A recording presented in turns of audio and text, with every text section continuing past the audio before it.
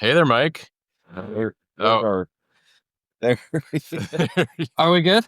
yeah, Okay. we're on. That's We're good. recording. We're live? We're already. All right. I had to get my hill sweater on. There you go. You're looking sharp, buddy. I had to Looking dress really good. dress my best.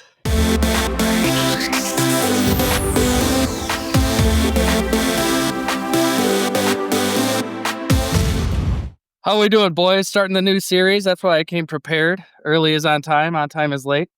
Yes, Excellent. we are. Yeah, we are kicking off a very exciting series. First series we've ever done at Making Chips. We have an incredible and iconic partner for this that every single shop knows. So we are digging into, what are we calling it? Sort of a masterclass, mini MBA on the Machine Shop MBA. Yeah, how to become a top shop. That's maybe a little bit of a hint on our partner. Yeah. But what are the strategies, tactics, things to do to be one of the highest performing shops in the industry, right? From beginning of starting, founding this corporate structure, choosing machines, facility, all the way through, the KPIs that are the hallmark of a high performing shop. Yeah. And I was just commenting on a LinkedIn post this morning, a guy named Greg Knox, who's pretty popular on LinkedIn. Yeah. He was sharing this post about how this young man was encouraged by his parents to go and meet with him, talk about what to do. His parents were really pushing him towards going to college, which I think is great. And by the end of the conversation, he says, my favorite part, he says, I always schedule these at 6 a.m. to make sure the kid is serious. So I did the exact same thing. Yes, the kid's there at 6 a.m. He's serious. And by the end of it, he's like, I think you should try some things and figure out what you like before you commit to what's going to be 6 figures of student loan debt and everything like that. And so my comment was like, I'm saving for my own kids' education, but they need to make a case for why they want to spend it towards wherever they want to spend it.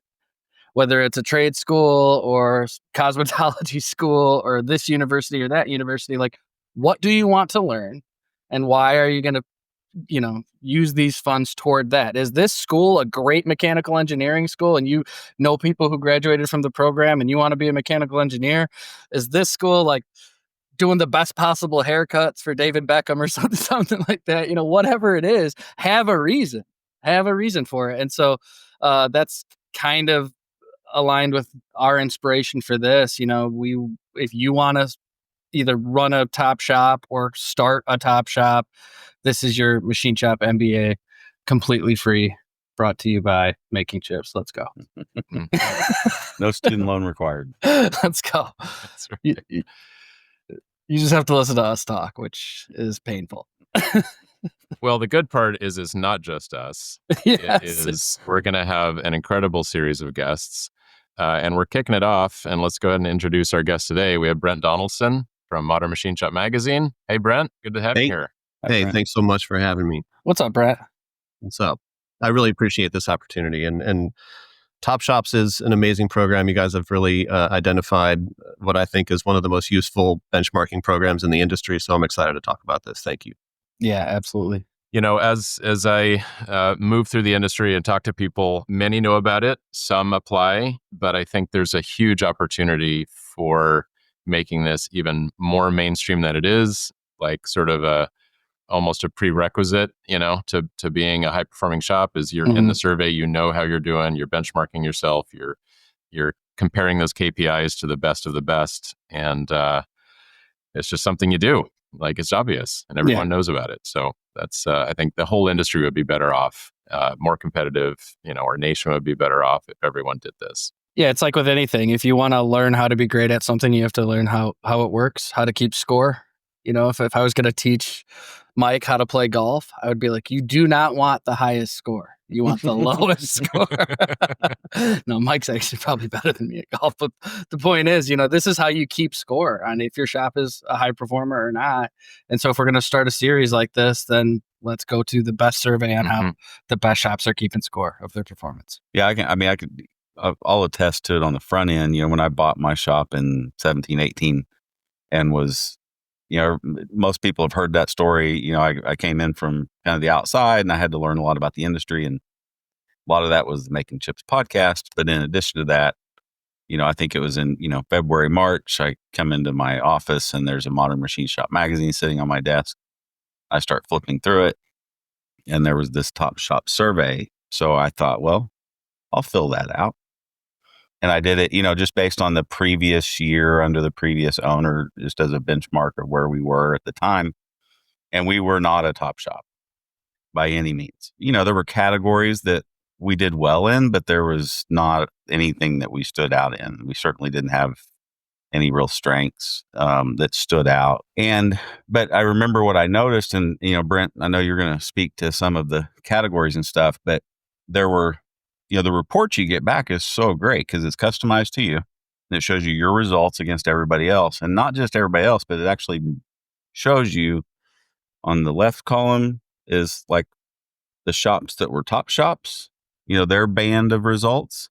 And then on the right is other shops, right? So as you go through, gosh, what, Brent, probably 50, 60 different KPIs. I've never counted, but it's a lot. Yep. There's a lot of those KPIs that top shops and other shops, that band is very similar across both. There's about probably half and half. They're very similar. The other half, there's a clear distinction in a KPI from a top shop to other shops. So that was kind of the first thing I did looking at. I was like, well, golly, here's, half of these things that there's a clear delineation between top shops and everybody else. And I need to improve in those areas to start working towards being a top shop.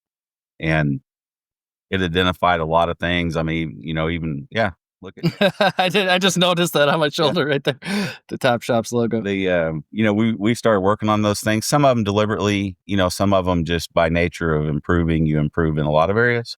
And I think it was, 3 years later, maybe we achieved Top Shop, and I think we're 3 years running now. But the value in that KPI, Brent, I think I've told you before, I've been in a lot of different industries, and I am a big KPI data guy, but I've never had such a great resource to benchmark myself across the industry, and especially for free. Yeah. Just a free survey I can participate in. I've never seen it.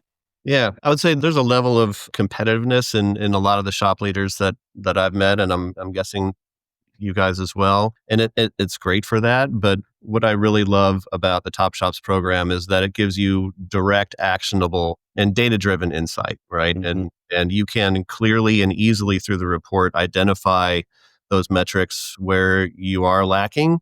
And if you are, as you said, Mike, if your shop is ranking pretty high in the benchmarking survey across 70% of the metrics that you receive in the report, but you've got 4 or 5 areas where you're lacking, you can just keep trucking along what you're doing on the metrics where you're succeeding, and just focus on those few areas where you need to make improvements. And this is free, by the way. I don't know if we've mentioned that yet. Yeah. Yep.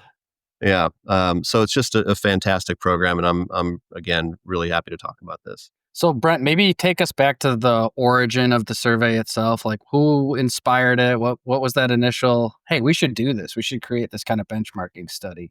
Sure. So the program launched in 2011, and it was an idea. We did partner initially with a research group to come up with the first version of the survey. Those early years, I don't think we had built out the full experiential aspect of this. There's now a conference and other aspects of Top Shops that didn't exist back then, but it started in 2011. And the mission was really the same: to help manufacturers improve operations through actionable data-driven insights. And so the way it worked then is the way it still works today. You visit now the link on our website. You complete the survey. Every shop that completes the survey will receive a personalized benchmarking report that shows how their shop compares across key metrics and KPIs to other industry-leading machining businesses, machine shops, job shops, captive operations. It highlights your strengths, your areas of opportunity, industry standard performance, as Mike mentioned. And today, the program has been kind of vamped up to include an honoree program where we take the top 20%. So the top 20% of respondents, those that benchmark in the top 20%, The editors of Modern Machine Shop then go through all of those responses and select 4 honorees in 4 separate categories. And so the survey itself is based off of questions that you can break down into 4 categories. And those categories are machining technology, shop floor practices, business strategies and performance, and human resources in the workforce. So as I was saying to you guys, I think before we started recording, the top 20% metrics are based on a number of direct questions that have defined answers. And then we have another section of the survey that are open-ended questions. I would just encourage folks that are taking the survey not to skip out on those. Mhm. That is where a lot of the key insights where we actually select the honorees comes from.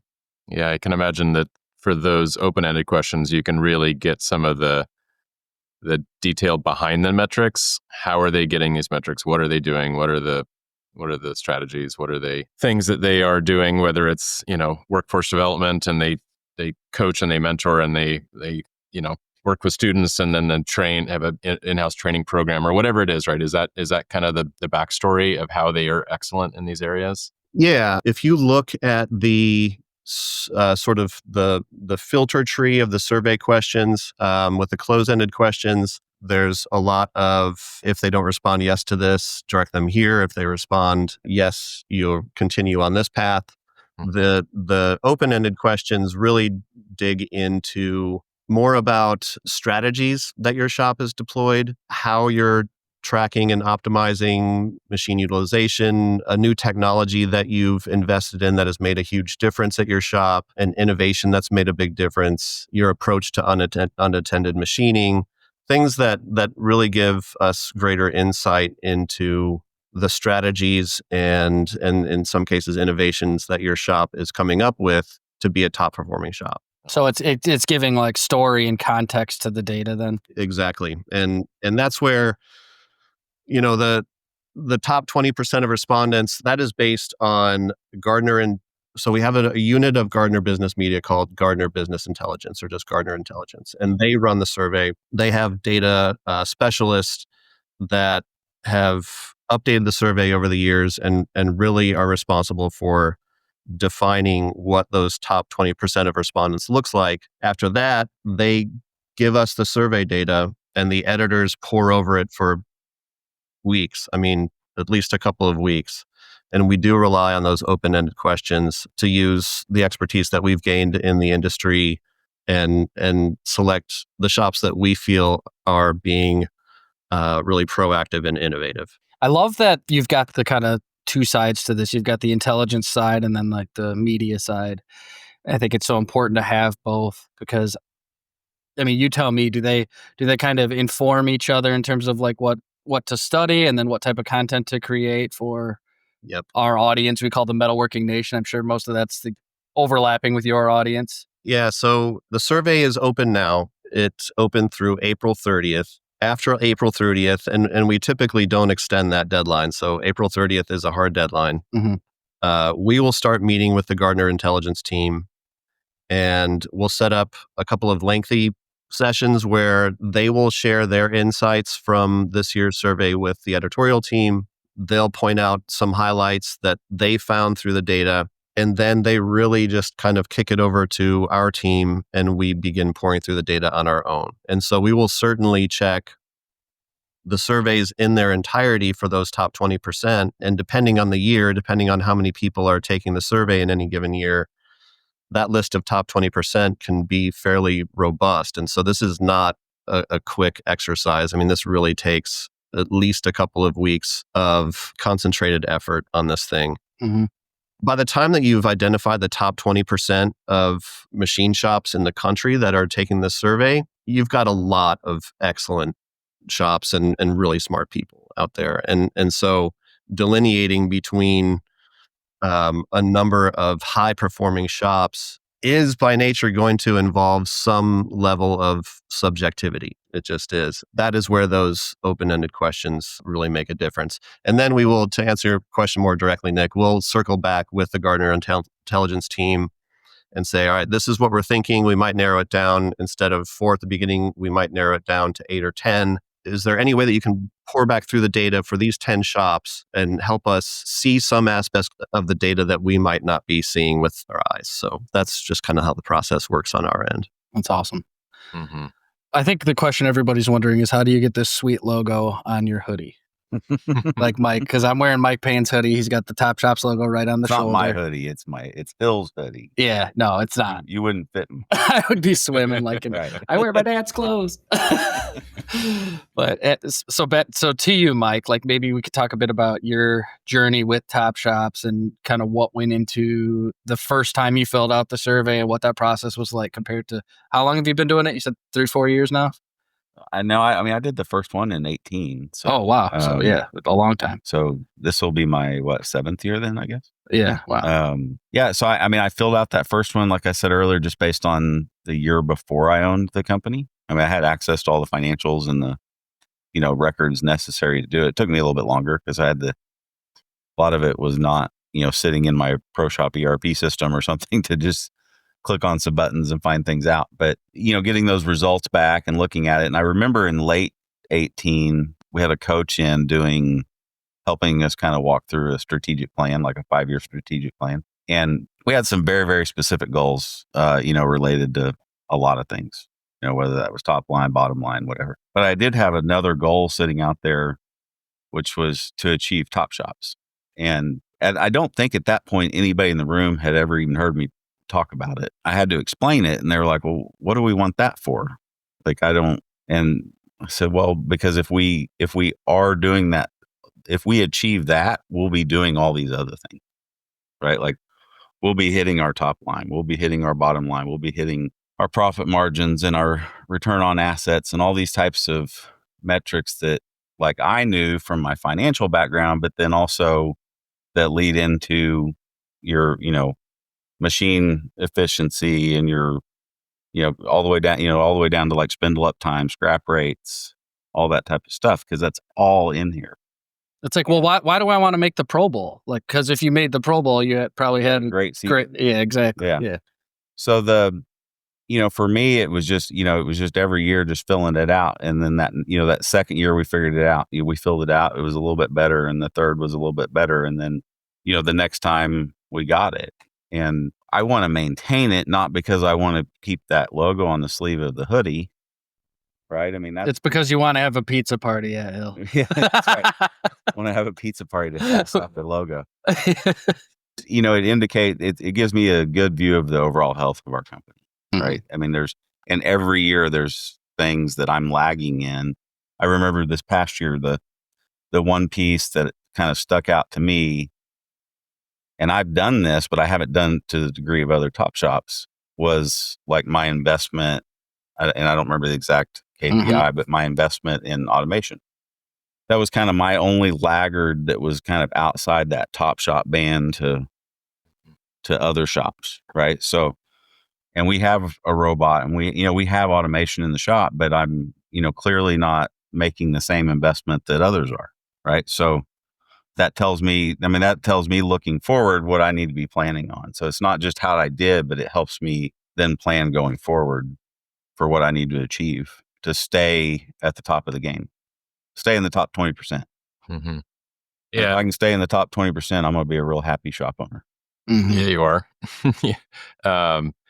Those, some of the KPIs, I guess you were talking about with your team, those are sort of lagging indicators of the things that you're doing right, in all the other aspects of your business, right? In operations and in finance and in human resources and shop floor practices. And so before we hit record, we were talking about the theme that if you have no easy way to measure or know what these numbers are, then you're already at a disadvantage in being able to be excellent in them. Because we all know what gets measured gets improved. And if you have the systems and you have the methods and you have the muscle developed to have these KPIs that you can look at and hopefully compare against others, that's going to give you the absolute best opportunity to be high performing in those areas, which lead to those financial outcomes that you were alluding to. Just to add to that, on by the numbers, we talk a lot about numbers, right? And some of the feedback I get quite a bit is, well, how do you know if you're doing well or not? Well, because of this, right? So, it's I know what's good in the industry. I know what's not. I know what's good for top shops. I know what's normal. I mean, I use these KPIs even when I'm looking at acquisitions of other shops, right? There's some of these I can run their books through some of these same calculations and see, like, is this trending in the right direction or not? Right. So maybe it's revenue per employee or machine and profit margins and, those types of things. It helps me know what I'm potentially going to acquire. So anyway, sorry to interrupt you. No, that's quite all right. That's a great thought. And when you know what to compare to, that the phrase that comes to mind is, you're the average of the 5 people you hang out with the most, right? Yeah. And if you're associating with high performing shops and you're in these conversations, which leads to the conference, because I think that's an absolutely essential part of participating in the survey, is it's not just what, the other phrase I love is it's what's caught, not taught. So it's not just like reading, the results and trying to compare yourself, but it's when you're, at the networking event or you're in between sessions and you're talking to another top shop and you're talking about some aspect of your business and they say something and you're like, holy cow, that's just like a light bulb moment that I've never thought about. And that could be one of the most actionable, important things you take home from the event. Yeah, I think it's so important to associate with people that strive for excellence, and that will absolutely rub off on you. Can I mention something about just the first time taking the survey and Yeah. Go for Yeah. it. I don't know if you had this experience or not, but it is sometimes the case that shops that are taking the survey for the first time realize that they don't have the tools to track some of these metrics to begin with. Mm-hmm. And the act of even attempting to take the survey, which is, again, we say it's free, but there is a time cost associated with this. It's not something that you're going to sit down and finish in an hour necessarily. It has been streamlined in recent years where you can select certain modules to take and skip others if they're not relevant. But back to the point of, if you're not benchmarking, you're guessing, a lot of shops are still at that level. Taking the survey itself could be a valuable lesson in just learning that you need to be able to have the capability to measure yourself and measure your shop against these certain metrics to begin with. And so maybe this is your first time, you take the survey, you're a little overwhelmed. That in and of itself can be a lesson, like, hey, I need to really be able to identify some of these metrics myself before I can even participate in something like this. That's an excellent point. So that first year I did it when we didn't have really any, systems or processes in place to easily track or capture a lot of this type of data, was a completely different experience from today. By having systems and processes in place now, it's a much easier process for me. It's still a process. It still takes time, but, having ProShop, having, our QuickBooks system, all that, fully utilizing those, most of it I can get pretty readily. But I do remember, like, that first year doing it, like, we captured scrap and rework, but for me to get a completely accurate number, I would have had to go through 6 filing cabinets of jobs and look in every folder and find if there was an NCR written up. Now that's a one-click operation for me in ProShop. Right? I mean, I just hit the button. I can see what my scrap percentages were for last year. But the nice thing about it is, through those systems and then also having the benchmarks that I find important from, going through this process several times, there's a lot of that stuff I track every month, every quarter, every year anyway, right? Like, it's become part, like, I see the importance of that data. So now, whether it's in my systems or I have an Excel spreadsheet or something, it's just kind of something I track all the time anyway. Yeah. I think scrap is a good example and a good parallel for this, because as machining people, we understand, like, you can't even make parts if you don't have the ability to check them, make sure they're in tolerance and things like that. Well, Sure. Do we have that same kind of quality built into the business performance? And that's the whole point of this series, is to go from just like making parts and running a machine to running a machine shop. Mhm. And so, Brent, to your point, like, the first time you take the survey, you may realize like, I don't even have that gauge. I don't have that CMM I need to even get this KPI. And that might be where you start. Yeah, first pass quality yield is one of the key metrics. I would say one of the core metrics. I'm happy to list a couple of others if that would be helpful. So the key metrics I would say that define a top shop versus other shops are capacity utilization, spindle utilization, machine hours per day. Profit margin is one of them. I know that Paul, you were asking about that earlier. I think I might have mistaken your question and thought you were talking about actual hard numbers, but as a percentage, profit margin is included in there. Like I just said, first pass quality yield, on-time delivery rates. I would say those are some of the key metrics. And to the point, Mike, like having the ability to measure those things is an achievement of itself. Oh, for sure. Yeah. I mean, just knowing to look for them is going to teach you a lot about your shop, right? I mean, because there's a lot of these that people would maybe never track otherwise. But then when you get that report back and you see that difference in the difference it makes between top shops and other, it's, you just brought up profit margin. I've got mine pulled up here on the other screen, my report. And, profit margin's one of those that the average band of a top shop versus other shops are offset from one another. Mm-hmm. Well, why is that? Because if all that other stuff's clicking, you're going to make more money. Yep. Period. If your spindle efficiency is better, your, HR utilization, your scrap rate's down, your on time's better, you're going to make more money than somebody that doesn't have those things. Right. Mike, talk about that. I don't know if it was an email. I think it was an email or a text that you shared with us from these two guys who are they were machinists. They started their own shop and they had some questions and how this all connects to that. Cause I think that's just perfect. But those, you were like, this is what I live for when they reached out to you for advice. Well, yeah, I mean, it's, I think it's what I love about what we do with, all the Making Chips platform and what we can do with this Top Shops and this series is, I spent an hour and a half on the phone yesterday with two guys that started a shop 2 or 3 years ago, went full time last summer. And, I think the opening line of their email was, I don't remember exactly, but it was the bat signal. Yeah. They were throwing up the bat signal and then they needed either help or they were throwing in the towel. Right. So spent time with them yesterday going through really a lot of these same discussions and just getting the house in order, right? Mm-hmm. Like utilizing the systems and the processes that you already have built in to better understand your business. Once we start going through things, they are not in near as bad a shape as they thought they were, right? They felt like it was time to hang it up.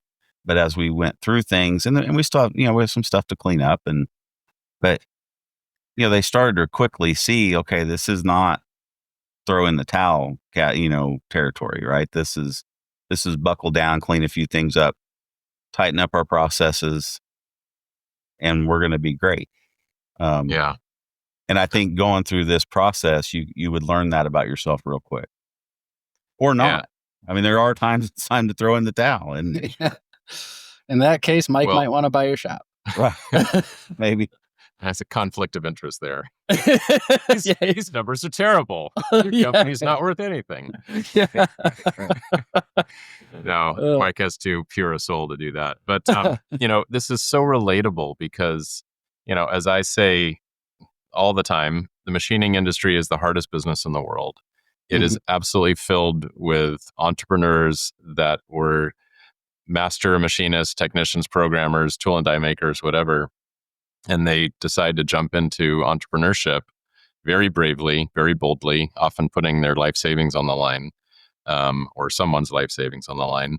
And the business of running a profitable machine shop is incredibly hard, and it's totally unrelated to making chips, right? You got to make chips to make money, as we say. Yeah. But the business aspect of it is so critical. And this tool, this survey, is the best way to know what a high-performing shop operates like, learn the strategies, learn the tactics, learn the KPIs, build the systems to take those measurements, because it then allows people to achieve the dream they actually had in the first place, right? I know every founder is not out to give themselves an incredibly stressful, low-paying job because their shop is struggling. And I know there's probably hundreds of people listening right now that are in that exact same position. I felt like that at the early years of my shop. I was probably 2 years in before we were paying ourselves like $500 a month to take home. It is so hard. And we had no experience. We were straight out of college, a little bit of machining, maybe one business class. But so it is, yeah, this is a path to achieving what people wanted at the beginning of, their dream of starting their shop. This is a tool to get there. Do you mind if I jump on that? Just Yeah. I think the business strategies and human resources workforce categories are kind of you cannot sleep on those. They're kind of my favorite categories. There are so many insights in the survey and in the report about those type of metrics and KPIs that make this self-analysis a really valuable tool, as you're both just talking about there. A couple of specific metrics that are measured in the survey on the business strategy side: gross sales per employee, capital investment as a percentage of overall sales, order lead times. On the human resources side, you've got questions about employee turnover. It does ask wage-related questions for machine operators, programmers, setup folks, and investments that you're making in training. So you do compare cross-training programs. It asks about workforce flexibility, employee engagement strategies. It's a lot of stuff, again, that I don't know. You may or may not be thinking about as a shop leader. And if you're not thinking about them, maybe the questions themselves will help you in that way. I think that's an excellent point, because there was, again, back to my origin on this, there was so much of this I was not thinking about, but at least it now entered my brain as something that mattered, right? And there was a lot of those things that did not, they did not pull themselves out as like a simple initiative to improve that number. But as you're improving other numbers, you start to see the impact on how it's, because almost everything you do, right, it's going to have a kind of a cross-functional impact across your shop, right? So, and once you start putting all those pieces of the puzzle together, you see how like every step you're making can improve multiple things. So, Mike, when you first started this, I think at this point, there's a lot of listeners who are like, yeah, I should do this. They've convinced me. When you first started, what kind of a time investment was it for you when it was the first time you had seen it? You didn't have the systems in place. If you had I to don't just remember. guess. I remember I came back to it a few times. I don't, as far as how long it took, I don't remember, because I think you can save your process, right? Yeah. So I if I remember correctly, I answered the things I knew, made some notes about things I needed to go figure out or talk to the previous owner about, and then come back to it. And then I think I came back to it 2 or 3 times. So if I'd have sat down and done it all at once, I have no idea. I think I probably did it over a 2-week process, a little bit, a couple times a week for a couple hours, probably something like that. So Did you have functional leads kind of owning certain KPIs in their respective category, or was it all on your shoulders? Yeah, we didn't really at the time. I mean, I actually have used some of this now, like some of these that we've pulled out as like key performance indicators that we track quarterly and annually. There are people that own those now. And that's I think a huge point to make is like if the first time it's all on the shoulders of the owner of the business or the president or whatever, it's like, hey, let's start to build a leadership team so you don't have to own every KPI in the company. You can own the the financial KPIs at the end of the day that say if we're profitable or not. Yeah, no, and there's been things too. I mean, just in all fairness, I mean, just there's been things I've been really good at on here. Maybe on some, I mean, that I realize I can taper back a little bit too, right? Like dogs fostered per year. You got to be like in I've got that, in the got number that one spot. Yeah, I exceeded that one by far. I mean, we can taper off of that a little bit. No, Maybe but let's focus on making parts. I don't know. like even, I mean, I hate to make it about wages, but I do, I know like we stand really strong in the wage, all the wage categories. And so that gives me a couple of things, right? Well, one, I know I'm paying good wages, right? Two, I don't have to succumb to, just this wage argument when you're looking at hiring and retaining employees. Like I know I can use that data to know like, hey guys, I'm already doing really well, which means you're doing really well. Right. So we can change those discussions to other things. Right. Good for you, Mike. That's great. Yeah. Yeah. So I mean, I don't need to be the lead on everything. I want to be a top shop, but I don't need to be the top shop.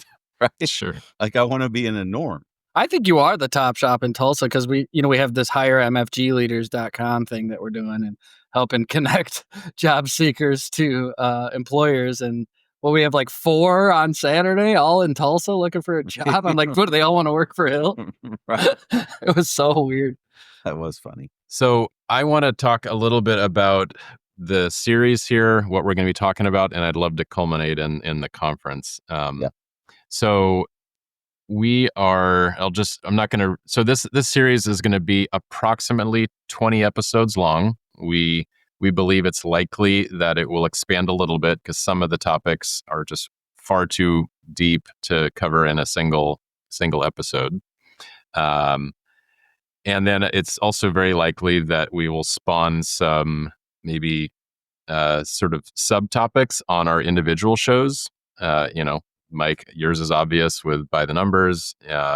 Nick, Lights Out, talking about, unattended machining. And maybe there'll be some deeper conversations with some of the top winners or the top shops really digging deep.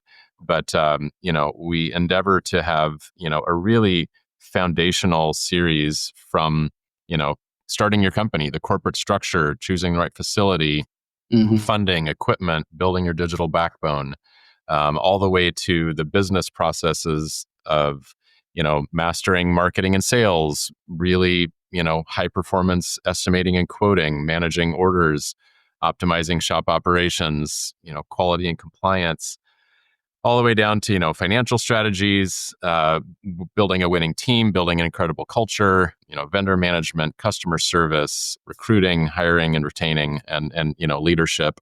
And then culminating in hopefully a final episode at the conference itself, talking with the honorees.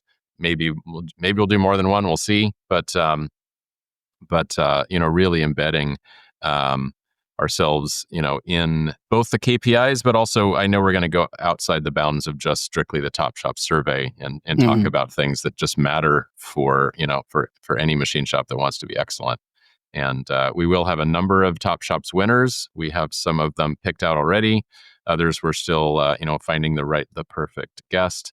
And then many of the episodes will also include someone that is an expert in that particular area, not necessarily the Top Shop winner themselves, but someone like, an accountant or someone that speaks on culture and, can really speak to some best practices in those areas. So I'm super excited about it. I know people have been asking for this type of thing for a long time. There's not really one out there. There's a million videos you can watch on, improving your feeds and speeds, but in terms of like a concise curriculum on how to run all their aspects of the business, this is hopefully going to be the benchmark. So I think this is what we needed as Making Chips. Everything we've done has equipped and inspired the manufacturing leader, but this is a bit more organized. It's not just an episode on a random topic every week. It's like an MBA program. And if at the end of this, we have some audience members who say, hey, I got so much out of this, I feel like I got a Machine Shop MBA, we'll be like, well, that's why we needed that, because that's the goal here. And you don't have to have $100,000 of student loan debt to get it. Just got to listen to the episodes. And then just to add to what you said, Paul, like a lot of what we talk about, we will point to other resources for folks, whether it's this survey or hey, this really helped me learn this aspect of it. We're not going to cover it in a 3-hour episode, but we'll talk about it for an hour and then point you to that. So we'll try to equip people with resources beyond just the podcast they're listening to really help with whatever that topic area is. Mm-hmm. But I have one more idea, guys. I think we're not giving enough credit to the bottom shops here. And we've been kicking around some satirical articles on LinkedIn that do really well. And I think we should do a satirical series on the bottom shops. Automation is cheating. It's not authentic. It's not authentic machining. And just you know what I mean? Like, it would be hilarious to do that. I'll probably start doing it just because that's always me. Paul, you said you're the average of the 5 people you spend the most time with, and I'm just here to kind of lower that grading curve. I'm focusing on the bottom shops here, and it's I will be waving that flag for the bottom shops. All these grumpy guys who don't make any money and they have to work all the time. Those are my people. Eating ramen and yeah, exactly. Well, those are the ones that have the most to gain. Yeah, there you go. But yeah, Brent, hey, thank you so much for joining us, for giving a little bit of context behind the series itself. Super excited to be partnered with you guys on this. Thank you. Thanks what Modern Machine Shop has done for way longer than we've been doing it and built up an incredible audience. You walk into a shop, the first magazine you see on pretty much everybody's coffee table is Modern Machine Shop. And so well done to you guys. And then just like we talked about a little bit, just expanding it to intelligence and then the whole experiential thing with the conference. You guys are doing a great job, and it's an honor to be partnered with you on all of it. Real quick, Thank Brent, you. when is the conference? Is it October? No, so the Top Shops conference is November 11th and 12th. It is taking place at the NASCAR Hall of Fame in Charlotte, North Carolina. Look at this. Look at Paul's smile. Paul won't want to go. It's going to be, it's we've done this event several times. Like I said, the Top Shops program began in 2011, but I don't think we did our first event until maybe 2016. And then COVID shut us down for more than 1 year, 3 years maybe. But this is by far, I think, going to be the biggest and best Top Shops event that we've ever done. So I'm really, by the way, just let me circle back really quick. Your idea for the sort of executive MBA for shop leaders is excellent. I really commend you guys on what you're doing here. And I really appreciate you including Top Shops in this discussion. I think it's a perfect fit. And I love the idea of this kind of all culminating in Charlotte in November at the event, which is going to kick ass. Yeah, it is. And it's a great idea from beginning to end. So thank you for involving Modern Machine Shop. So real quick, so listeners, hopefully everybody sees value after this conversation and go and doing the survey. So go to Modern Machine Shop website, fill it out. Yep. So the easiest entry point for the survey is to go to our homepage. It's mmsonline.com, modernmachineshop.online.com, and you will see a link there front and center to begin the survey. And the time frame of, so that they fill it out. You talked a little bit about kind of the behind the scenes. They'll hear back. They'll get their report back. What, mid to late summer? Is that right?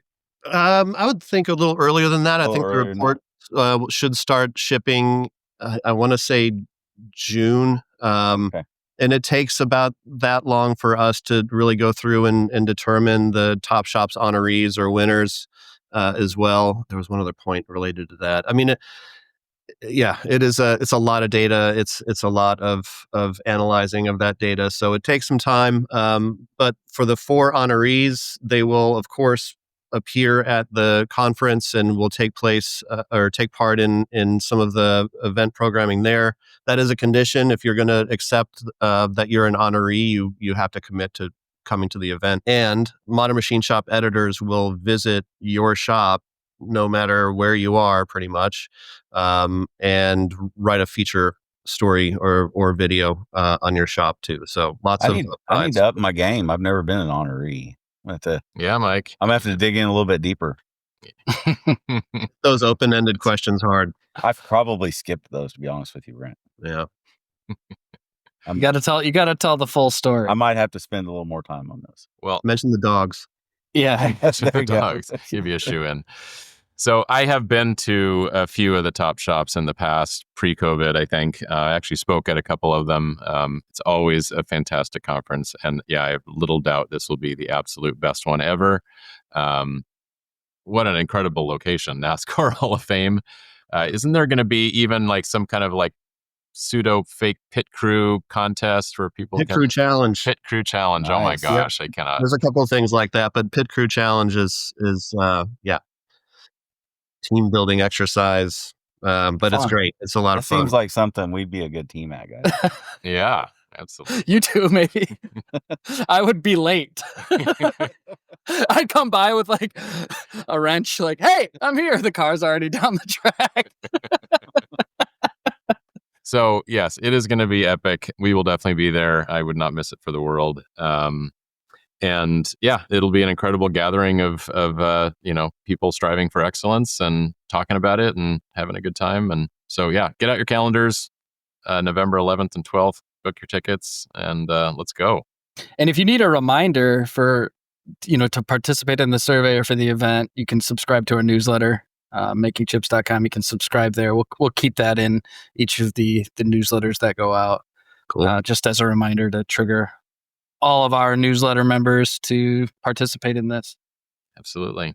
Okay. Well, here's to providing a ton of great, inspiring wisdom for to equip and inspire the metalworking nation. Yeah. Because if you're not a top shop, you're not making chips. If you're not making chips, Not making Not making money. bam.